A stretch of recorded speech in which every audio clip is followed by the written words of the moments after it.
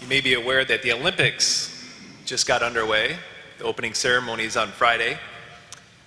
I'm always amazed to the extent that these men and women can push their bodies to compete at such high levels. And in preparation to the Olympics, of course, 4 years between them, but leading up to the months and weeks, even the day of their event, they plan it so that on the day of their event, their body is in tip-top shape. Father Burke and I played tennis. We played tennis the other night, and it had been a long time since either one of us had played tennis. So we were kind of just getting back in the swing of things. We played underneath the lights there. We walked down to the park, and just volleying around. But with both of us being extremely competitive, we knew, I think, in the back of our minds, we knew that it was a matter of time before one of us were going to say, "You want to play a game?"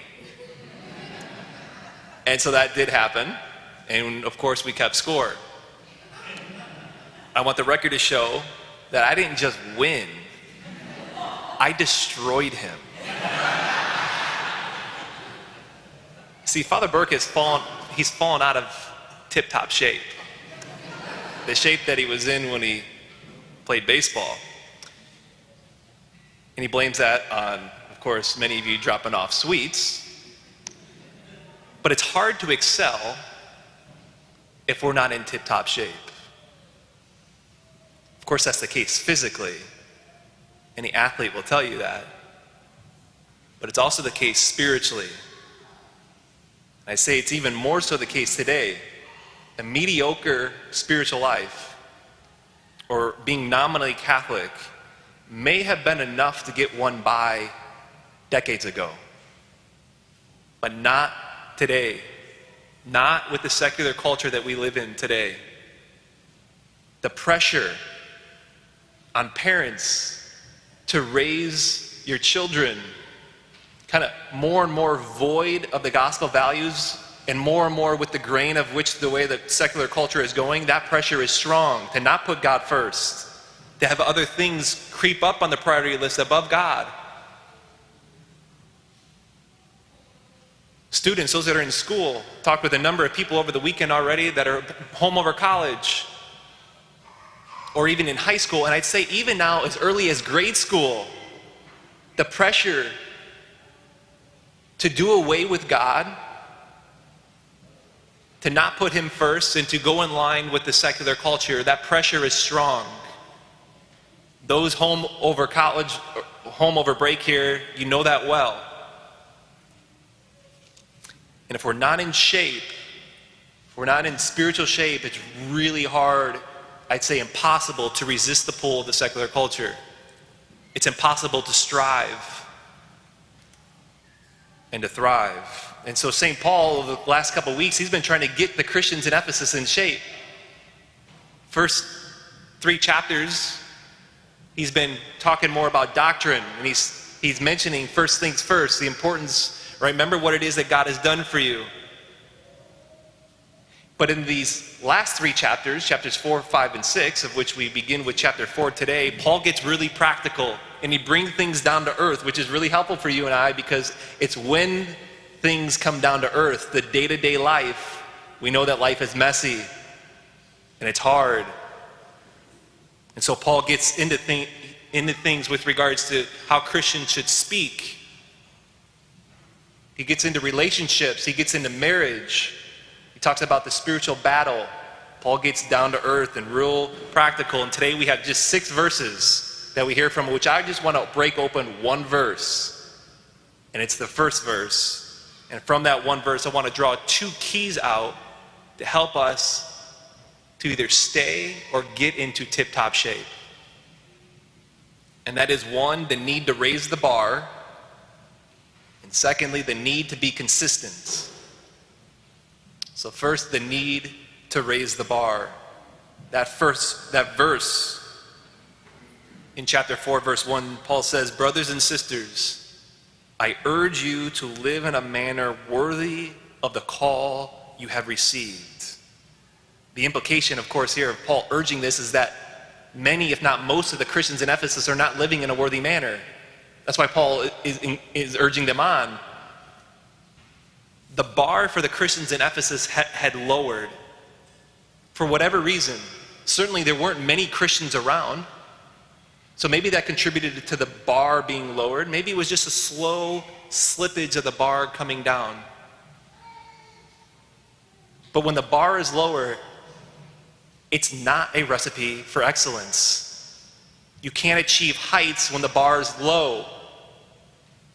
And so Paul sniffs this out in this community, and he urges them on. He says, remember what you've been called to. Strive for that. Raise the bar again, he's urging them on. Live in a manner worthy of the call that you've received. And to be clear, the call that they received is the same call we've received because of our baptism. And it's a high one. It's to become sharers in God's life. To become like God. Peter, in one of his letters, 2 Peter chapter 1, verse 4 says, the word became flesh, so that we may be partakers of the divine nature. Or elsewhere, Paul, in his first letter to the Thessalonians, chapter 4, verse 3 says, this is the will of God, that you be holy. Those are tough goals. That's a high bar. It's not easily attained. But being a saint is not easy. But that's why it's all the more to have the goal ever before us in front of our eyes. This is why Paul is urging them on. Remember the call. Be worthy of the call that you've received. I read that the average Olympian over the course of 4 years will spend 10,000 hours training. The only way one is able to push their body to the extent of 10,000 hours of training is if they have the high bar, if they have the goal to not only get to Tokyo in the Olympics, but win a gold medal. That's a crazy high goal. Then temptation for us is to fall in the same pit as the Christians did in Ephesus, and that is they have a bar that's too low. However that might happen, and for today, it may be from our surroundings, our neighbors, our classmates in school, whether in college or high school. We notice that the bar is low. And because of that, over time, our bar lowers. Maybe it's because we're discouraged from past mistakes, past sins, or current sins that we struggle with. Before long, we may just think, well, that's just who I am. That's the thing that I struggle with, and I always will. Paul says, no, you're not thinking like a Christian. Because of what it is that God has done for us and how He's won us. He's adopted us as His children. He's saying, think with a new mind. And now live in a manner worthy of the call that you received. Quit thinking as if you can't overcome this or that. That's why we want to ask Jesus today, Lord, grant me the grace today to leave here with the bar raised. Wherever my bar's at, Lord, help me, grant me the grace to raise the bar, to leave here with the mentality today, as we leave this church, that I'm going to leave here and I'm going to get after it. Because the bar is going to be raised, which leads us to the second key, which is it's time to get consistent. When Paul urges the Ephesians to live in a manner worthy of the call that we received, Paul's encouraging consistency. When the New Testament uses the word live, other translations translate it to walk. And it puts an emphasis on the day-to-day living or the day-to-day walking. Inconsistency kills progress. An Olympic athlete who is not consistent in their training routine, like, I'll skip today. Alarm goes off, I'm not going to get in the pool. I'm going to miss today. You have that go, it spirals the inconsistency, and it kills progress. And it also kills progress in the spiritual life. I'm doing pretty good with prayer time. Been pretty good with avoiding sin, but then I slip. I miss a day of prayer. Then it's 2, or I fall into this sin, and then it's the next day, and things can just progress and progress and progress. Inconsistency, not being diligent, does not help us become the man or woman that we long to be. Inconsistency does not help us to be the man or woman that God has called us to be. So the question is, where do I need to grow in consistency in my spiritual life? Show me, Lord, so that I can live in a manner I can live in a manner worthy of the call that I've received.